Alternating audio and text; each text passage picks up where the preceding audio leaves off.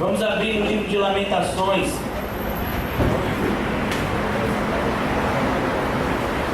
Lamentações de Jeremias, capítulo 5. Hoje provavelmente nós vamos conseguir, pela graça de Deus, encerrar esse estudo.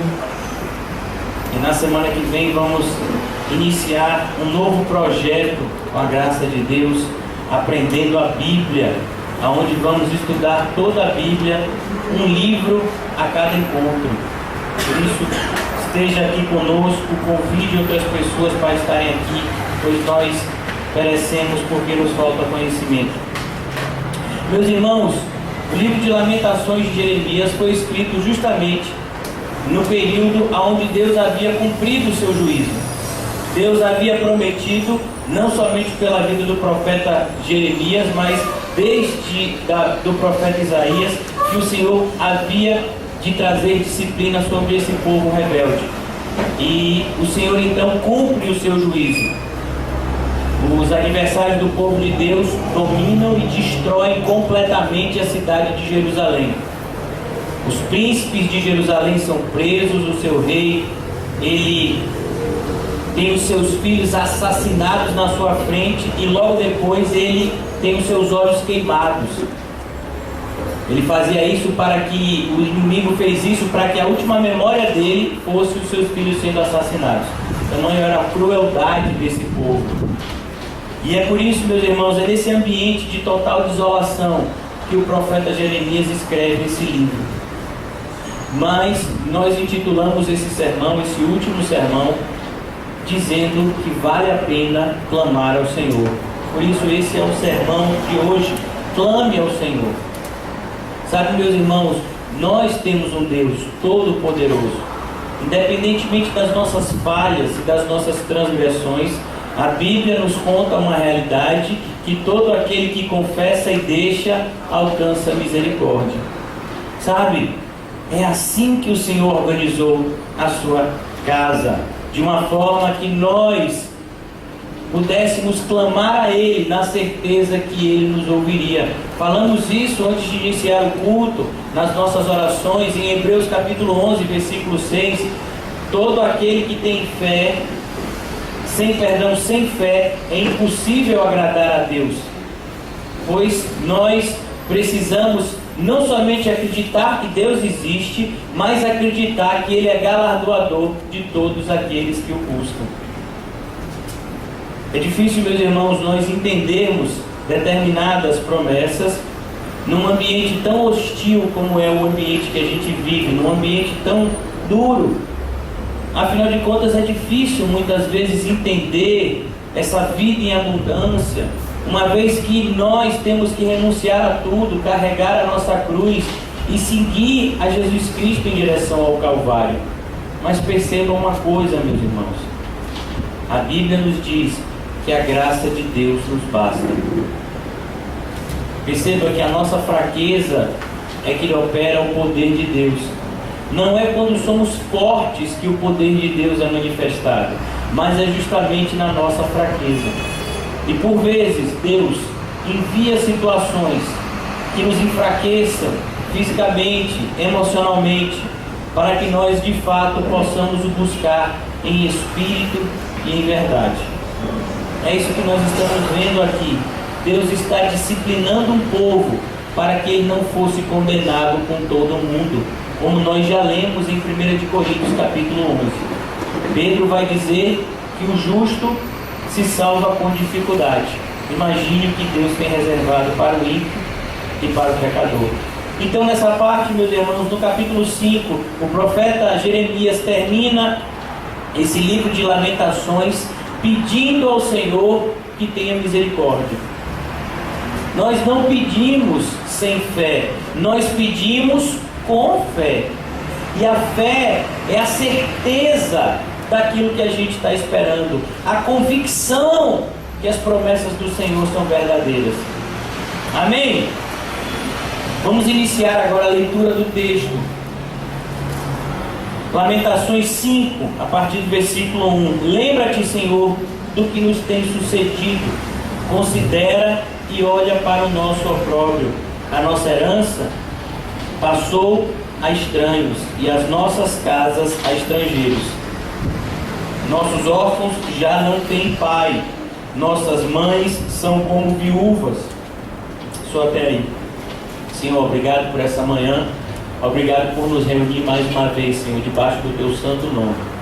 Guia-nos, Senhor, pela Tua verdade. A Tua palavra é a verdade. Que a Tua palavra nos purifique, que a Tua palavra nos regenere, que a Tua palavra nos conduza, Senhor. Que a Tua palavra cumpra em nós tudo aquilo que lhe apraz. Em nome de Jesus. Amém. E graças a Deus. Perceba, meus irmãos, o que ele começa a dizer. Lembra-te, Senhor. Sabe, a maneira do profeta falar não significa que ele ache que Deus se esqueceu dele. O que significa é que muitas vezes parece que Deus se esqueceu da gente.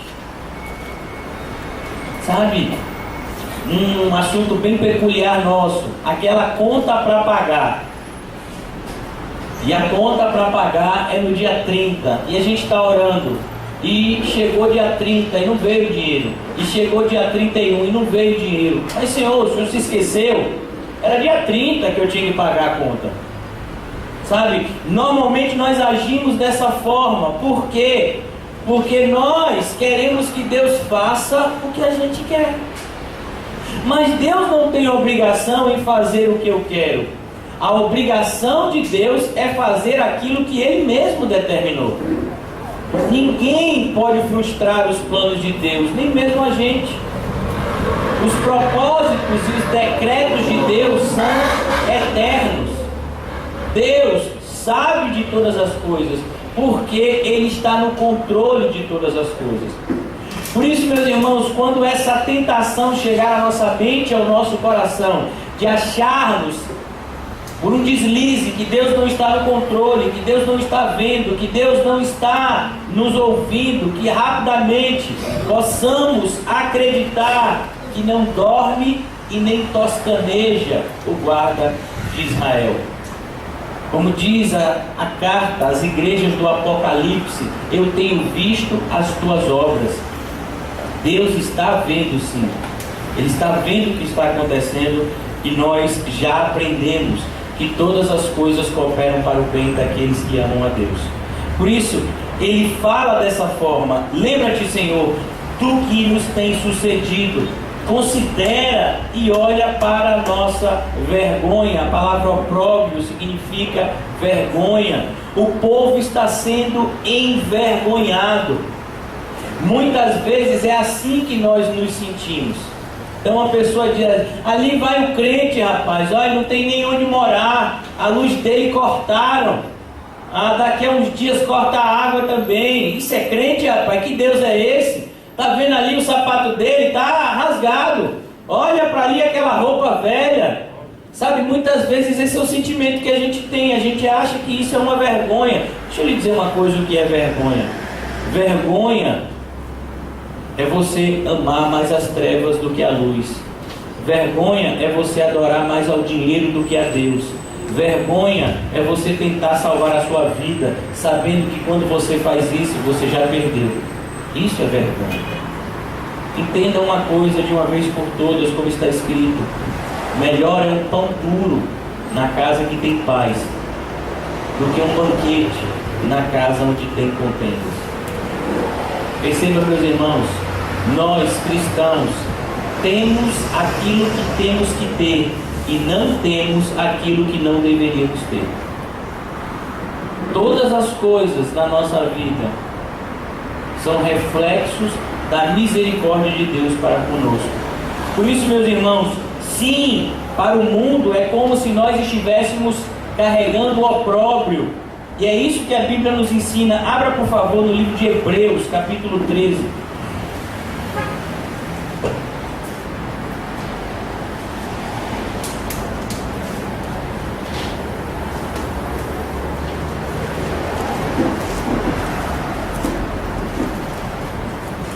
Hebreus 13.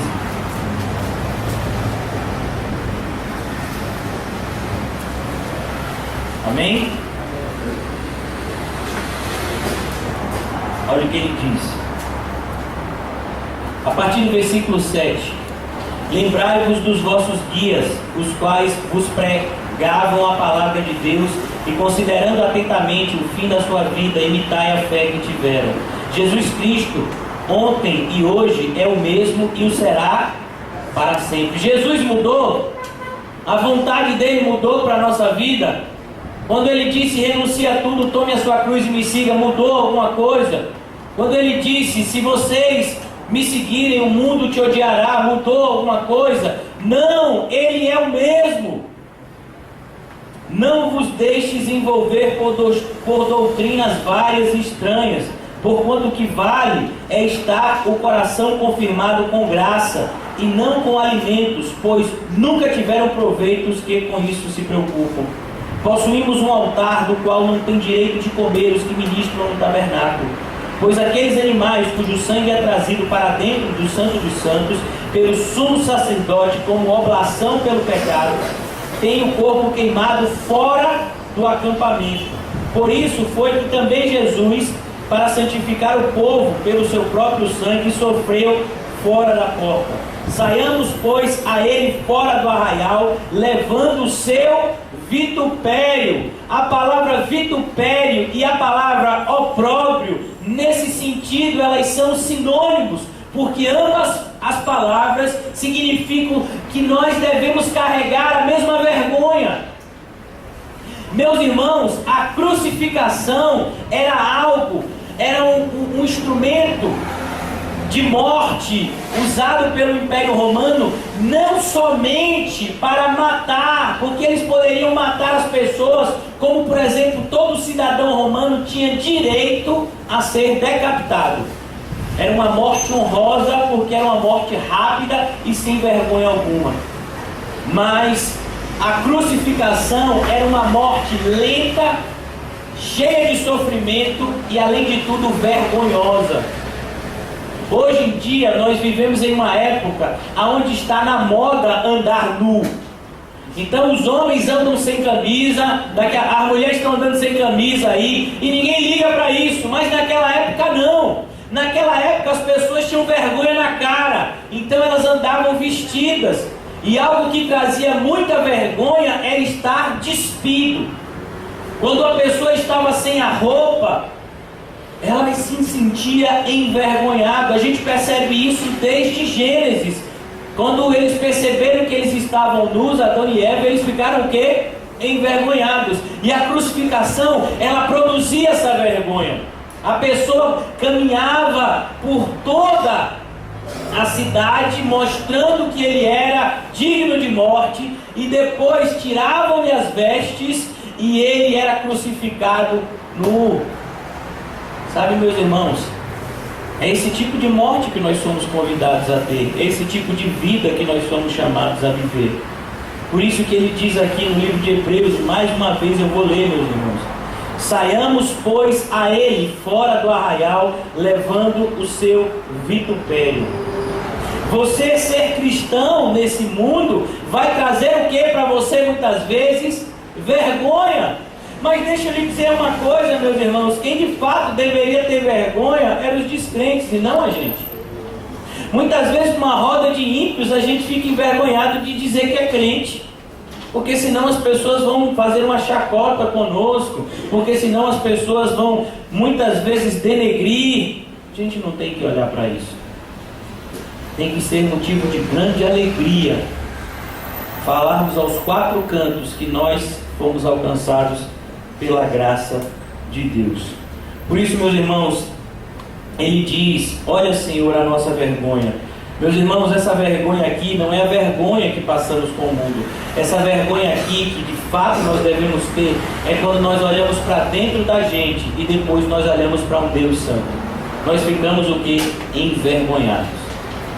Sabe, meus irmãos, quando você lembra que Deus é onisciente e que Ele sabe todos os seus pensamentos, o que é que você fica? Envergonhado. Deus, o Senhor está vendo isso que eu estou pensando agora? Pois é, está vendo. Por isso, meus irmãos, essa é a vergonha que nós temos que temer. E não a vergonha de sermos cristãos. Sermos cristãos não deve ser motivo de vergonha, mas deve ser motivo de alegria. A nossa herança passou a estranhos, e as nossas casas a estrangeiros. Somos órfãos e já não temos pai. Nossas mães são como viúvas. Meus irmãos, o que ele está nos ensinando aqui? Algo muito simples naquela época. Ele está falando algo muito simples na história. O povo de Deus, Jerusalém havia sido destruída, estava sendo dominada agora por um povo inimigo, e eles haviam perdido tudo. Eles haviam perdido todas as suas posses. Eles agora estavam dominados por um povo estranho. Mas o que a gente pode trazer isso para a nossa vida hoje, no século 21, tanto tempo depois dessa destruição de Israel? Meus irmãos, nós vivemos em um mundo onde a nossa herança não está aqui. Sabe, quando o Senhor Deus separou as 12 tribos de Israel, teve uma tribo que foi excluída da divisão das terras. Como é o nome dessa tribo? Levi. E você sabe o que Deus disse para a tribo de Levi? A sua porção é o Senhor. A característica da tribo de Levi era que da tribo de Levi iriam surgir todos os sacerdotes, não era assim? Todos os sacerdotes, eles tinham que provir da tribo de Levi. Ou seja, nem todo levita era sacerdote, mas todo sacerdote tinha que ser levita. Era a tribo de Levi que tomava conta das coisas de Deus. Pastor, o que é que isso tem a dizer? Tem a dizer porque Pedro nos ensinou que todos nós somos sacerdotes do Deus Altíssimo. O que valia para a tribo de Levi vale para a gente. A nossa porção não é desta terra. Na divisão a gente não ficou com nada. Por quê? Porque a nossa porção é muito melhor. A nossa porção está no Senhor. Jesus nos orientou: não ajunte para vocês tesouro na terra. Não vale a pena você ajuntar tesouro aqui. Aqui as coisas vão se desgastar, o ladrão pode te roubar. Junte para vocês tesouro no céu, porque lá as coisas não vão se desgastar e ninguém pode roubar aquilo que Deus tem reservado para você. Por isso, meus irmãos, é assim muitas vezes que a gente se sente. A nossa herança passou aos estranhos. Muitas vezes a gente sente que as pessoas estão metendo a mão. Mas deixa eu lhe dizer, meus irmãos, não ligue para isso. Deixe o perverso continuar sendo perverso. Não é o que está escrito no livro do Apocalipse? Quando o Senhor está dando as suas últimas instruções a João, ele afirma isso: que o sujo suje-se mais ainda, mas que o limpo limpe-se mais ainda, que o ímpio continue a ser ímpio, mas que o santo santifique-se mais ainda. É isso que a palavra de Deus nos ensina. Por isso, se existem pessoas que estão se matando por causa de dinheiro, que estão se matando por causa de um pedaço de terra, eu não vou ser dessas pessoas. A minha herança é o Senhor. É o que o Senhor tem para mim. Mas você sabe, você tem que comer, você tem que morar em algum lugar. Deixa eu lhe dizer, Deus sabe que eu preciso disso. Quando Deus me criou, Ele sabia das minhas limitações. É o que está escrito lá em Mateus capítulo 6, em Lucas capítulo 12, está escrito que o Senhor sabe as coisas que a gente precisa. Mas nós devemos buscar primeiramente o reino de Deus e a sua justiça, e todas as demais coisas nos serão acrescentadas pelo Senhor. Nós não buscaremos essas coisas, nós buscaremos o reino de Deus e a sua justiça, e todas as demais coisas nos serão acrescentadas. A nossa herança passou a estranhos, as nossas casas a estrangeiros, nossos órfãos já não têm pai, nossas mães que são como viúvas. Aqui a gente está vendo, sabe o que, meus irmãos? A destruição da família, sabe? É exatamente o que a gente vê hoje em dia.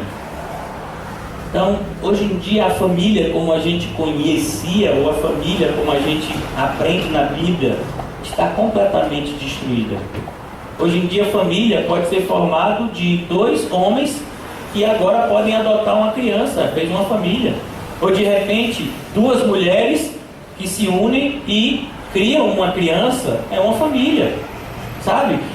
A família como nós conhecemos está totalmente desvirtuada, e isso vale tanto na igreja quanto fora da igreja. Segundo uma pesquisa que foi feita nos Estados Unidos, o índice de divórcio de crente e de não crente é quase o mesmo. Imagine. Então você se casa hoje, e se amanhã tiver alguma incompatibilidade de gênios, você se separa e procura outra pessoa que de repente te faça mais feliz. Nós vivemos uma realidade dessa forma. E é isso que o profeta está dizendo aqui de uma forma física, mas agora nós contemplamos essa palavra de uma forma espiritual na nossa vida, no mundo que a gente vive. O verdadeiro inimigo que veio e de fato tem dominado este século, o nome dele é Satanás. E ele tem feito de uma forma espiritual o que os assírios fizeram de uma forma física contra o povo de Deus. A nossa herança passou a estranhos, as nossas casas a estrangeiros, somos órfãos. Já não temos pai e nossas mães são como viúvas. O Senhor Jesus Cristo, ele cresceu em uma família assim. Ele cresceu, provavelmente o seu pai, quando ele inicia o seu ministério, seu pai já havia falecido, a sua mãe era uma viúva. Mas mesmo com uma mãe e irmãos, o Senhor Jesus declarou de uma forma, muitas vezes para algumas pessoas insensível, quem de fato era a sua família. Em determinado momento, ele estava dentro de uma casa pregando e ensinando, quando a sua família viu que ele estava fazendo isso, e eles não entraram na casa, eles apenas mandaram chamá-lo e disseram: chama Jesus, diz que a mãe dele e os irmãos dele estão aqui fora. E Jesus mandou um recado para a mãe e para os irmãos. Ele diz: avisa para ele que a minha família está aqui dentro.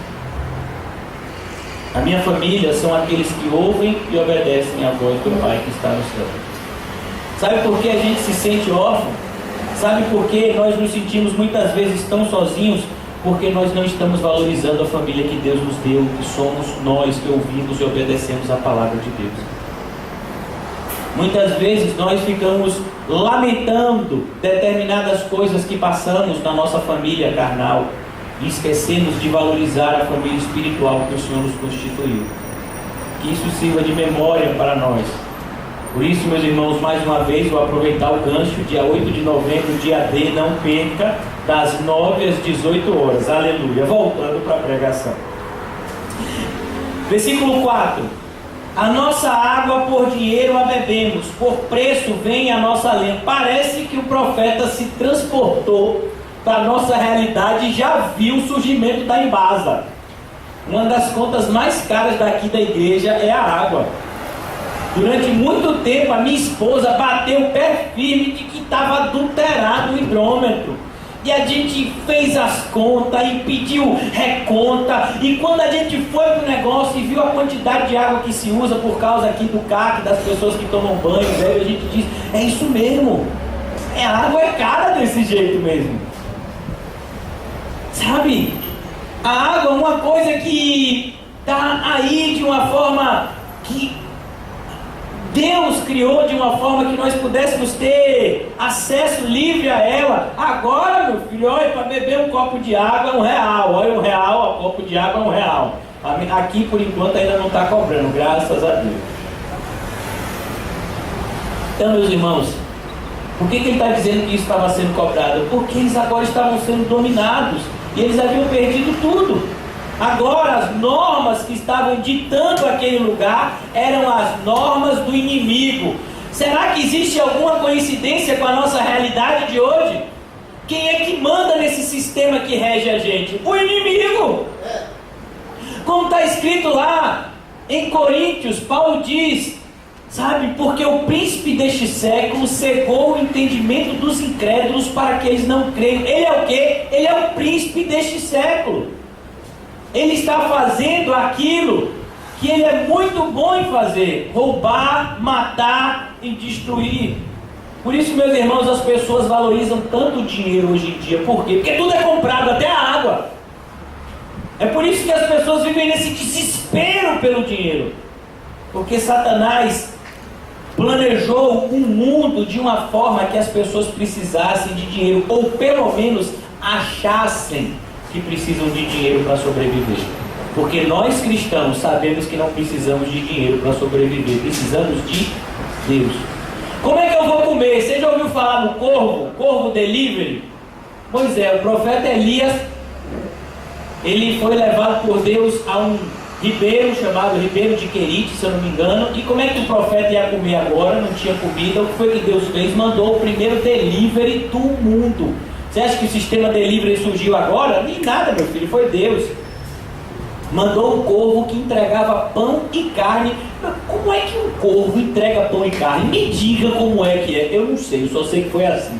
Está escrito lá e eu acredito. É isso que é bíblico. Sabe como é que uma botija de azeite de farinha passa 3 anos sem acabar o azeite e a farinha? Como é que isso acontece? Eu não sei, só sei que foi assim. Esse é o Deus que nós temos. Como é que um peixe, meu irmão, dá dinheiro? Quando você quer dinheiro, você faz dinheiro na Casa da Moeda. Não é assim que se faz? Todo país tem um lugar chamado Casa da Moeda, que é onde imprime o dinheiro.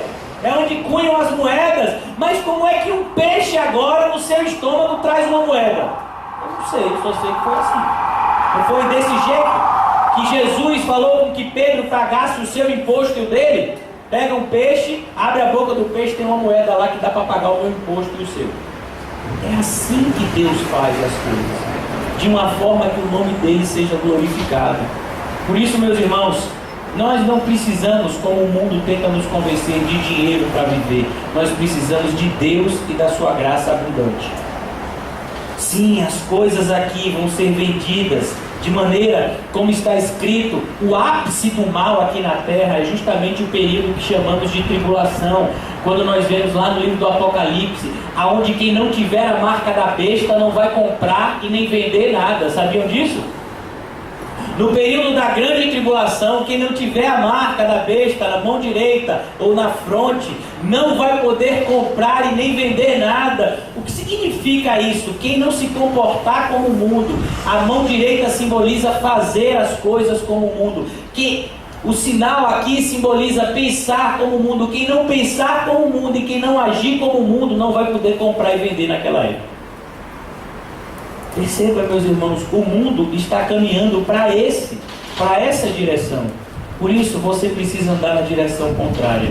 Tome muito cuidado quando você achar que você precisa de dinheiro. Você não precisa de dinheiro, você precisa de Deus. É assim que a gente tem que pensar. Mas, pastor, é muito difícil pensar desse jeito. E quem disse que ia ser fácil? Você não foi convidado para andar no caminho fácil. Você foi convidado para andar pelo caminho que Cristo andou e que todos os santos que vieram antes de nós andaram. A nossa água por dinheiro a bebemos, por preço vem a nossa lenha. Os nossos perseguidores estão sobre o nosso pescoço, estamos exaustos e não temos descanso. Submetemo-nos aos egípcios e aos assírios para nos fartarem de pão. Nossos pais pecaram e já não existem, nós é que levamos o castigo das suas iniquidades. Percebam, meus irmãos, agora quem está sofrendo é a geração mais jovem. Por quê? Porque os pais, aqueles que ouviram, mas não atenderam, acabaram não obedecendo. Perceba a responsabilidade que você tem em relação aos seus filhos, em relação às pessoas mais novas que te observam. Sabe, meus irmãos, o seu filho pode não fazer aquilo que você fala, mas com certeza ele vai fazer aquilo que você faz. Os nossos filhos estão atentamente observando o nosso comportamento.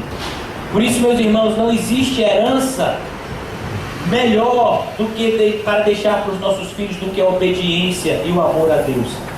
Essa é a verdadeira herança que os servos do Senhor deixam para os seus. Por isso, tome muito cuidado. Porque a realidade é essa, é um ambiente de opressão e é um ambiente muitas vezes onde, se você não vigiar, as pessoas que você ama vão sofrer juntamente com você. Tome muito cuidado com isso. Versículo 8: escravos dominam sobre nós, ninguém há que nos livre das suas mãos. Com perigo de nossa vida, providenciamos o nosso pão. Percebam o que eles estão dizendo. Para ele está difícil até o quê? Até o sustento. Até o sustento está sendo difícil. Aquilo para eles que era algo natural, agora está sendo difícil. Até fazer um pão está sendo difícil. O perigo de nossa vida, providenciamos o pão por causa da espada no deserto. Deixa eu lhe dizer uma coisa que a Bíblia nos ensina: sede sóbrio e vigiai, porque o diabo, que é o vosso adversário, vive ao derredor, bramando como um leão, esperando a quem possa tragar. Meus irmãos, o ambiente que a gente vive é hostil. Talvez você ache que determinadas coisas na sua vida são muito tranquilas. Então, por exemplo, quem aqui já orou antes de tomar banho? Alguém já orou para tomar banho? Pois é, mas eu conheço pessoas que morreram tomando banho. Escorregou no chuveiro, bateu a cabeça e morreu tomando banho. Alguém já orou para pegar ônibus? Pois é, quantas pessoas você já conheceram que morreram em acidente de ônibus?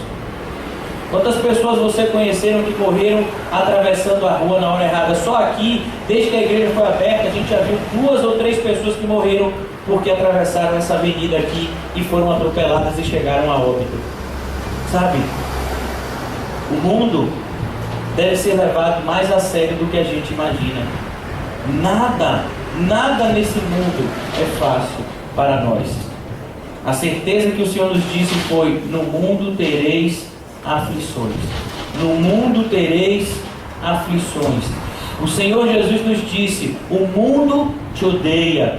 O Senhor Jesus nos disse que o inimigo está ao derredor, esperando a oportunidade para nos tragar. Então a realidade é essa, meus irmãos. Quando nós vamos providenciar o nosso pão, nós precisamos antes clamar ao Senhor que nos ajude. Porque inútil é acordar de madrugada, dormir tarde, granjear o pão de dores, porque aos que Ele ama, Ele dá enquanto dorme. Salmo de número 127. Deus é o nosso provedor.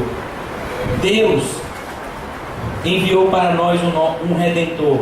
Por isso, meus irmãos, aprendemos desde cedo na igreja que sem Ele nada podemos fazer. O apóstolo Pedro era com certeza um dos melhores pescadores do mar da Galileia. Mas depois que ele conheceu a Jesus, ele desaprendeu até a pescar como ele não sabia, provavelmente.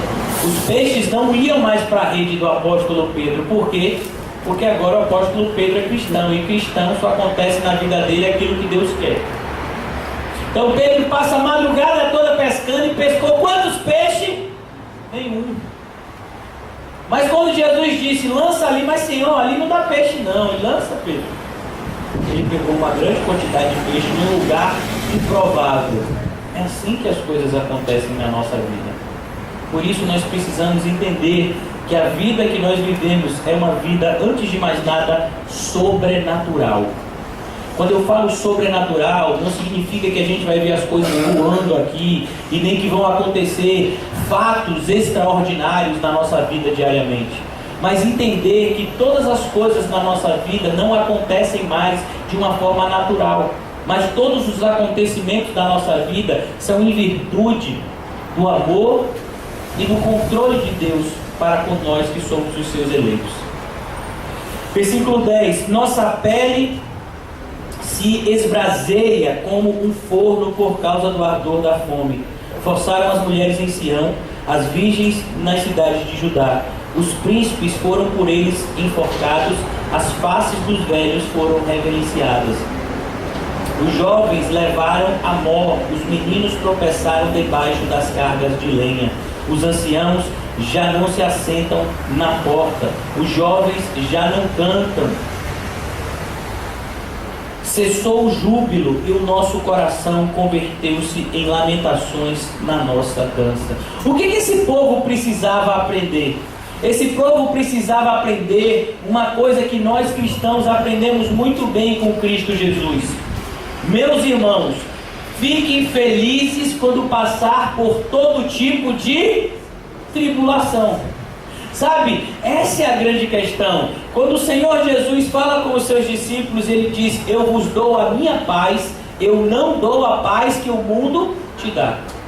A paz que o Senhor nos concede é uma paz acima de todas as circunstâncias. Nós temos paz com Deus, nós temos paz com o próximo, nós temos paz conosco mesmo, não porque as coisas estão indo como queremos, mas porque confiamos que as coisas estão indo como Deus quer. E a vontade de Deus sempre é boa, perfeita e agradável. Mesmo que eu não sinta isso agora, mas eu tenho certeza que eu vou sentir isso naquele dia. a nossa leve e momentânea tribulação produz para nós um eterno peso de glória. Essa é a nossa certeza. Por isso, meus irmãos, o apóstolo Paulo, o nosso exemplo, ele está pregando o evangelho na cidade de Filipe. Ele está pregando lá, ele prega e uma mulher se converte, Lídia, ela era vendedora de púrpura, uma mulher da alta sociedade. Depois o apóstolo Paulo continua pregando e então ele prega o evangelho e expulsa o demônio de uma escrava. Mas o Senhor tinha algo mais para fazer. O Senhor queria deixar uma igreja naquele lugar. E nós bem sabemos que mulheres não podem liderar igrejas. Então o que é que o Senhor fez? Deu um presente para Paulo. Que presente foi? Açoites e prisão. Alguém quer um presente desse? O Senhor está querendo dar aí, né? No final você levanta a mão e o Senhor te abençoa. A gente está fazendo uma missão que está indo agora para a Síria, para a Líbia, só países tranquilos, amém? Quem quiser fale comigo depois. Então o apóstolo Paulo foi para lá, foi açoitado publicamente, foi lançado em uma prisão, e quando já era meia-noite, deixa eu lhe dizer, meia-noite naquela época não era meia-noite como hoje, porque o relógio era diferente, não, porque as pessoas eram diferentes. Antigamente não tinha luz elétrica, hoje em dia não tem um dia que eu não durma antes de 1h da manhã, meia-noite para mim é cedo muitas vezes, é o horário que eu vou ler a Bíblia. Mas naquela época não, naquela época 6 horas todo mundo já estava se recolhendo, meia-noite era no meio da noite mesmo.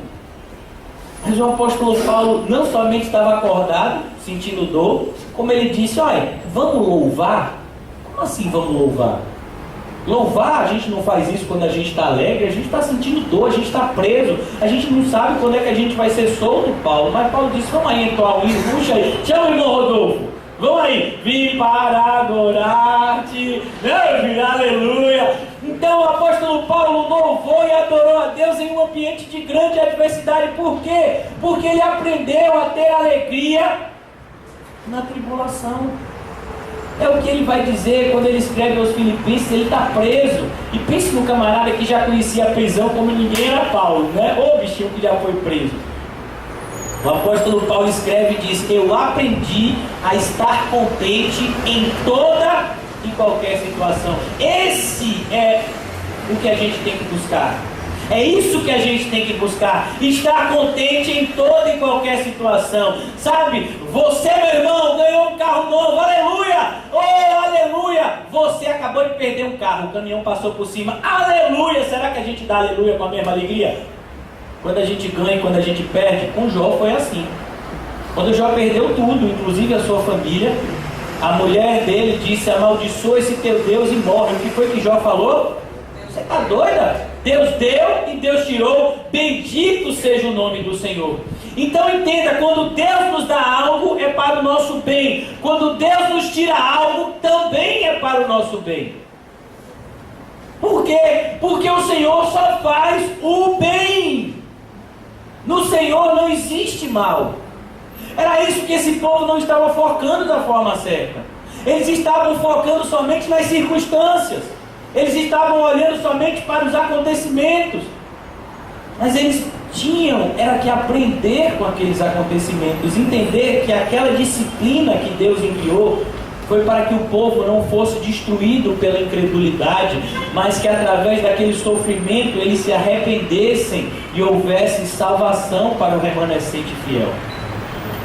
O livro de Isaías inicia da seguinte forma: se Deus não tivesse reservado para si um remanescente, Israel já seria como Sodoma e como Gomorra. O que foi que aconteceu com Sodoma e Gomorra? Foram totalmente destruídos. E Isaías inicia e diz o livro, sabe por que não aconteceu isso com Israel? Porque Deus guardou para si um remanescente fiel. Isso, meus irmãos, aqui não é para destruir o povo de Deus, mas isso aqui é para mostrar quem realmente é povo de Deus. Logo depois desses acontecimentos aqui, nós vemos que junto com as pessoas que foram escravas lá para a Babilônia, existiam 4 jovens. Amém? Sadraque, Mesaque, Abidnego e Beltesazar. Quem é ele? Daniel. Daniel estava lá junto com seus 3 amigos. Eles negaram ao Senhor por causa do sofrimento? De jeito nenhum.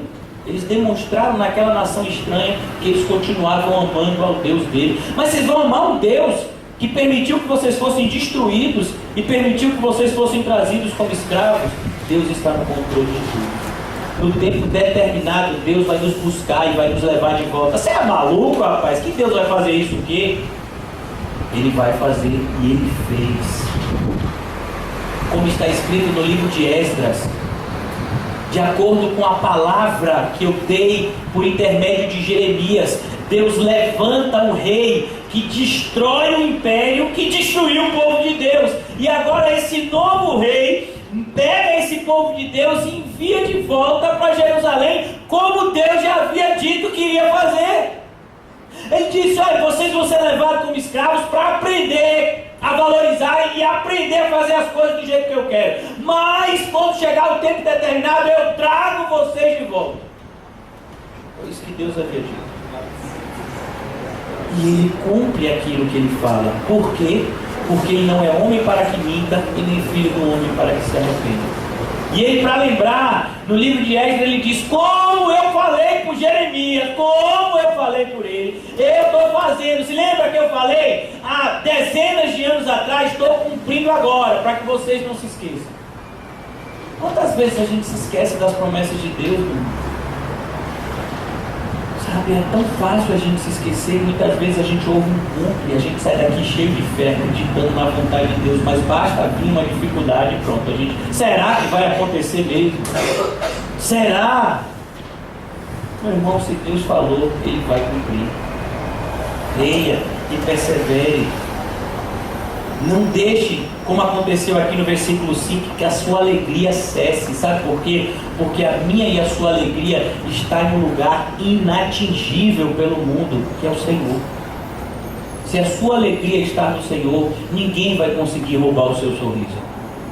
Ninguém vai conseguir te dar tristeza, porque o Senhor é a fonte da sua alegria e Ele nunca te decepcionará. As pessoas irão te decepcionar, mas Deus jamais nos decepcionará. Deus sempre será para nós motivo de grande alegria. Por isso, meus irmãos, como diz o apóstolo Paulo aos Filipenses: alegrai-vos no Senhor. Mais uma vez eu vos digo, alegrai-vos no Senhor. Versículo 16: caiu a coroa da nossa cabeça, ai de nós porque pecamos. Ai de nós porque ai de nós porque o motivo da disciplina de Deus é o nosso pecado. De que se queixa o homem a não ser dos seus próprios pecados? É maravilhoso, meus irmãos, quando Deus nos corrige. Por quê? Porque quando Deus nos corrige, significa que Ele está nos tratando como filhos. Eu vou ler mais uma vez esse versículo que a gente já leu algumas vezes aqui, no livro de Hebreus, capítulo 12. Eu quero que isso fique gravado na sua e na minha memória, de uma maneira que quando estivermos sendo corrigidos por Deus, nós possamos nos gloriar. Hebreus capítulo 12, versículo 5: estáis esquecidos da exortação que, como a filhos, discorre convosco? Filho meu, não menosprezes a correção que vem do Senhor, e nem desmais quando por ele é reprovado. Porque o Senhor corrige a quem ama e açoita a todo filho a quem recebe. É para a disciplina que perseverais. Deus nos trata como filhos, pois que filho há que o pai não corrige?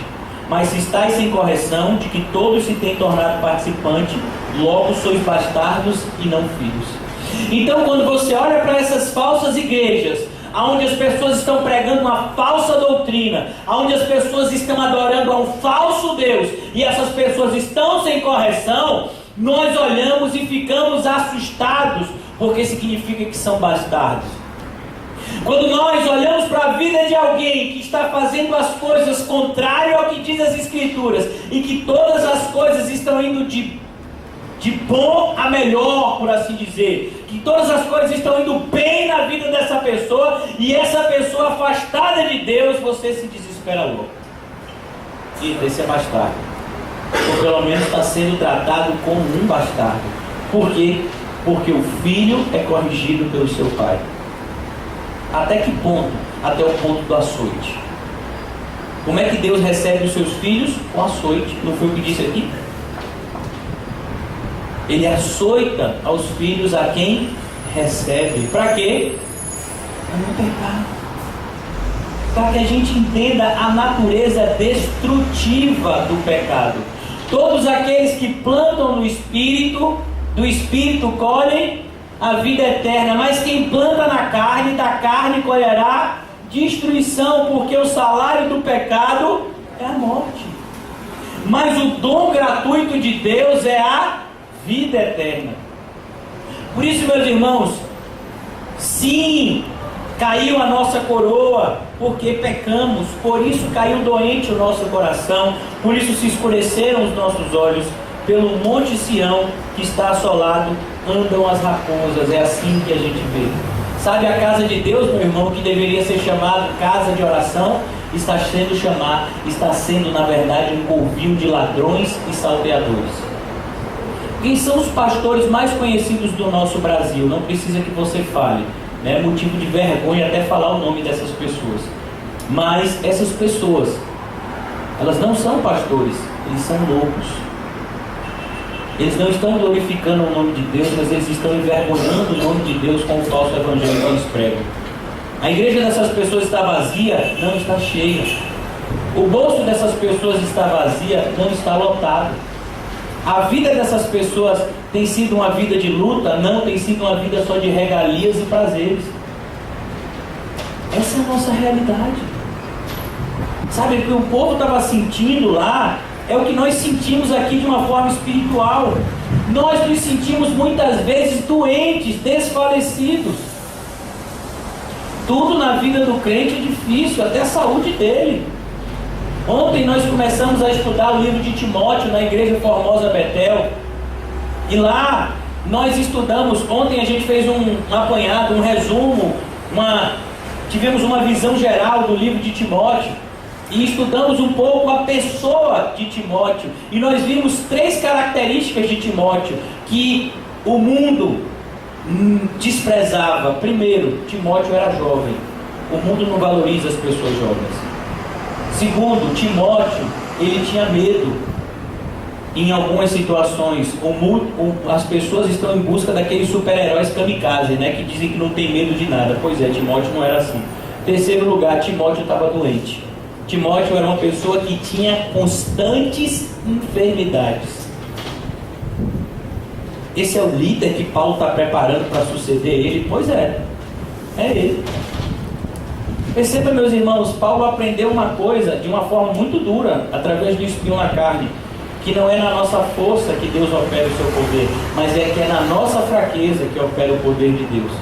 Por isso, meus irmãos, isso que o povo estava desprezando aqui, era na verdade fruto de um amor incondicional de Deus. Por que você acha que as pessoas rejeitaram a Cristo? Porque eles esperavam um rei terreno.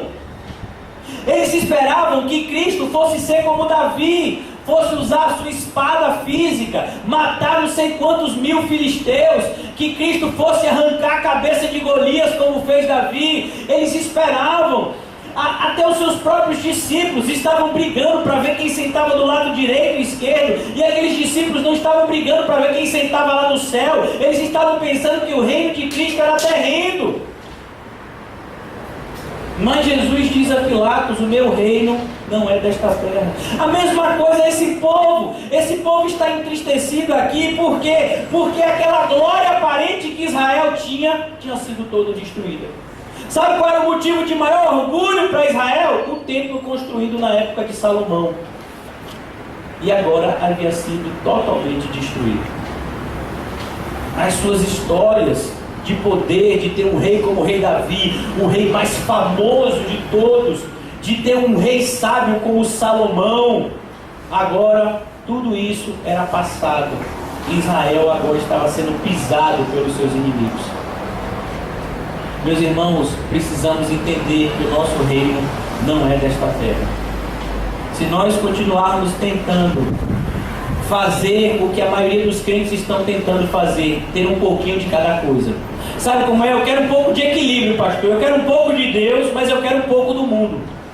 Eu quero um pouco da alegria de Deus, mas eu também gosto da alegria do mundo. Sabe como é? Eu quero agradar a Deus, mas espera aí, eu também quero agradar a minha carne. Afinal de contas, eu também sou filho de Deus, não é não? Se você quer agradar a sua carne, você não é filho de Deus, não. Você é filho do cão. É o cão que quer agradar a sua carne. Deus não. Deus, ele vai sempre alimentar o seu espírito. Paulo vai dizer em Gálatas capítulo 5 acerca dessa luta: jamais satisfaça a sua concupiscência carnal.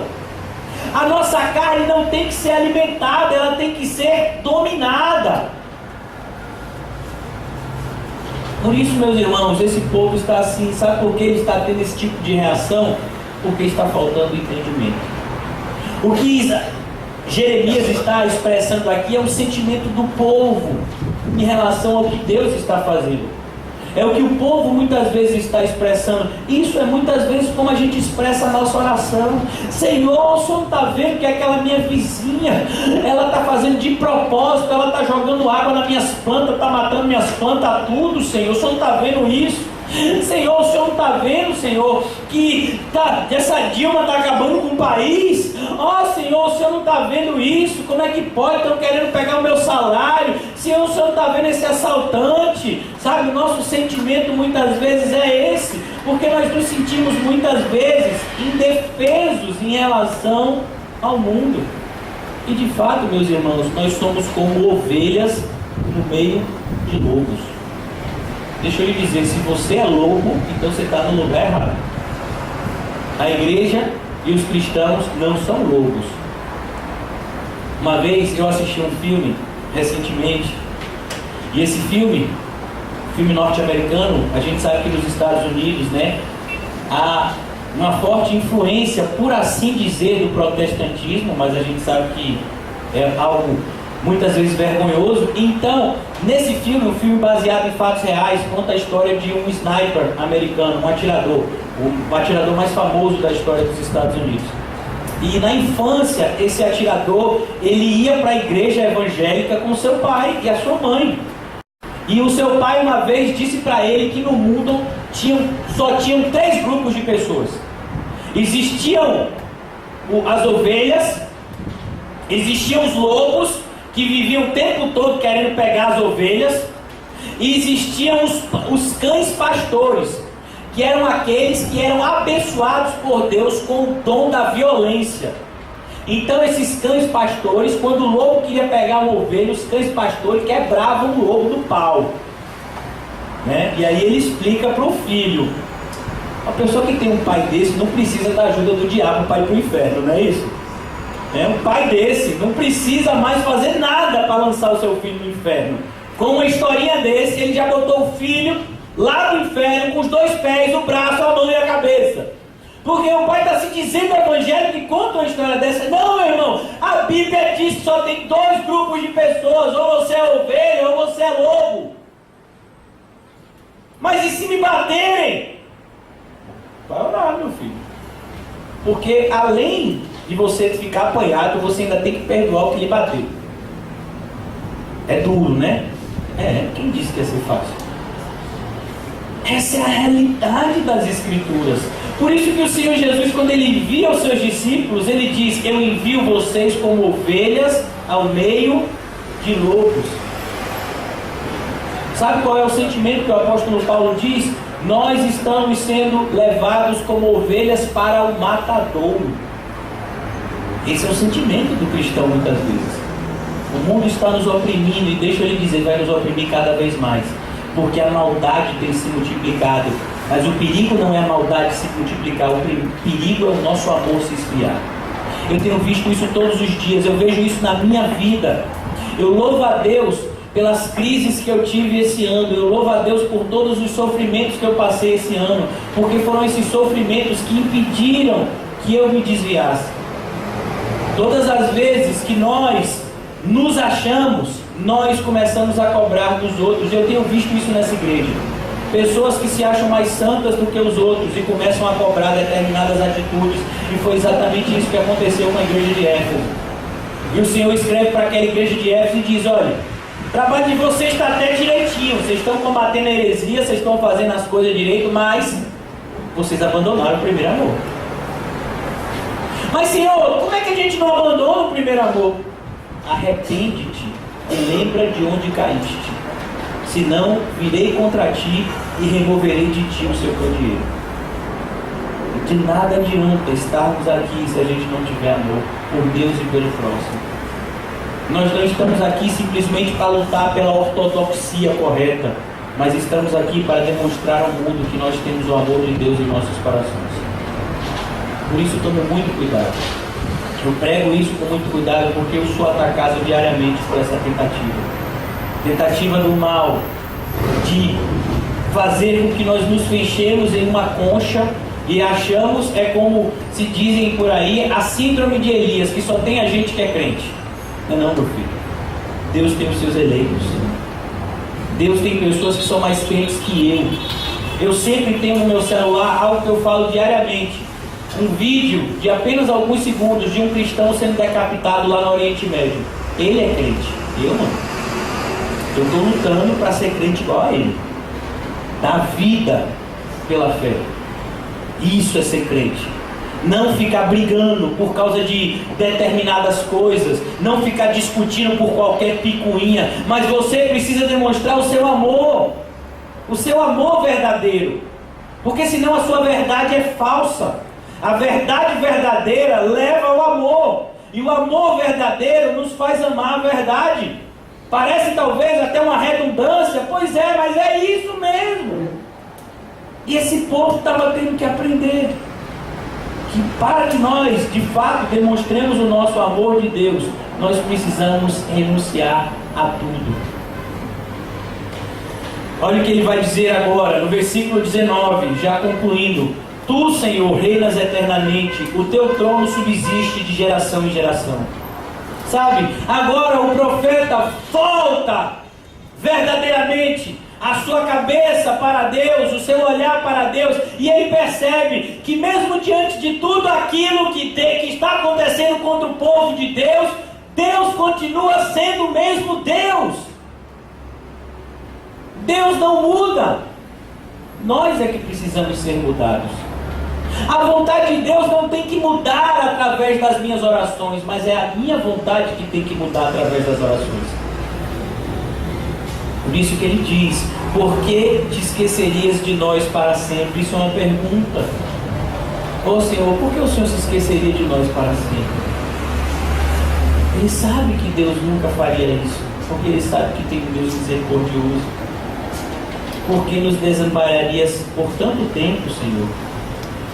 Olha a resposta que ele mesmo dá para esse problema: converte-nos, Senhor, a ti. Meus irmãos, eu estava conversando com o irmão César mais cedo. Por que Deus nos revela coisas que irão acontecer na nossa vida, já que essas coisas vão acontecer mesmo? E a gente vê isso no livro de 2 Crônicas, no capítulo 7. Eu acho que eu já falei aqui, mas eu vou repetir. 2 Crônicas, capítulo 7, é justamente a inauguração do templo de Salomão. Os camaradas, todo mundo está lá junto, eles estão orando para que o Senhor desça com a sua Shekinah, com a sua glória, que inunde aquele templo, que Deus confirme verdadeiramente que aquela obra é para Ele, para a glória dEle, pois o templo simbolizava a habitação de Deus no meio do seu povo, e o meio pelo qual o povo se relacionava com Deus, era isso o simbolismo do templo naquela época. E agora, meus irmãos, ele ouve o seguinte do Senhor: olha, se um dia vocês se desviarem, eu vou disciplinar vocês. Eu vou fechar o céu, eu vou mandar umas pragas aí para a terra, mas se esse dia chegar de vocês se desviarem e eu disciplinar vocês, lembre do que eu estou lhe dizendo agora.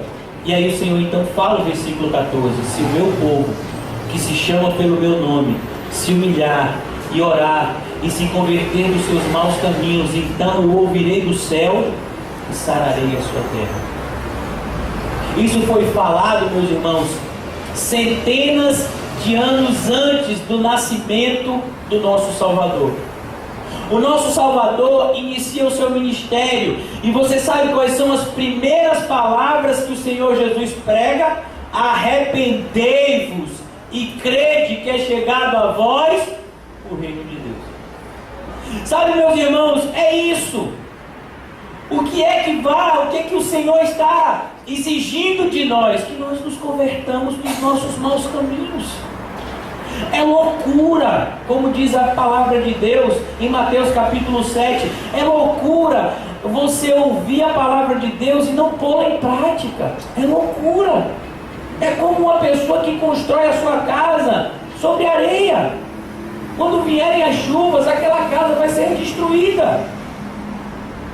Por isso que nós que ouvimos a palavra de Deus, precisamos aplicar a palavra de Deus na nossa vida.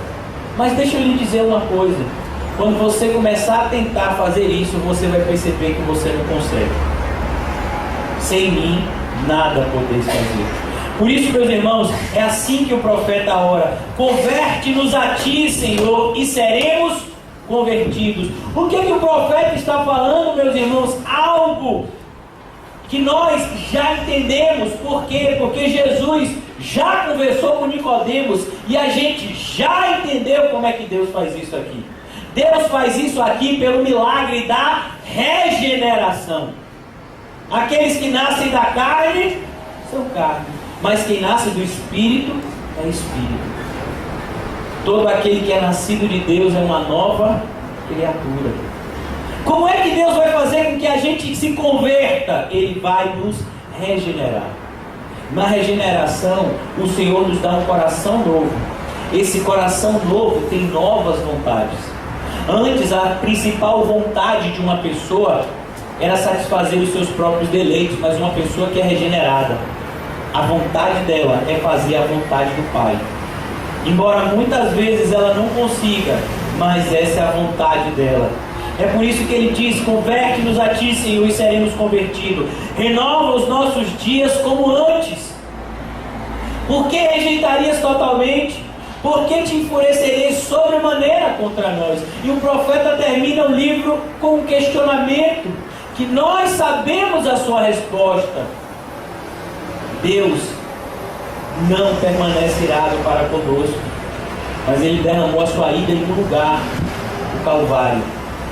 A sua ira foi derramada no Calvário sobre o seu Filho, para que nós hoje pudéssemos ter paz. Pelas suas pisaduras nós fomos sarados. O castigo que nos traz a paz estava sobre ele. Mas deixa eu te dizer uma coisa, meu irmão: todos aqueles que não receberam a graça em Cristo Jesus, eles vão sofrer pela ira de Deus. E meus irmãos, agora, como o profeta disse, vai se cumprir lá como está escrito no livro do Apocalipse. Quando o Senhor descer o fulgor da sua ira, o Senhor vai lançar as pessoas em um lugar que nós conhecemos como inferno.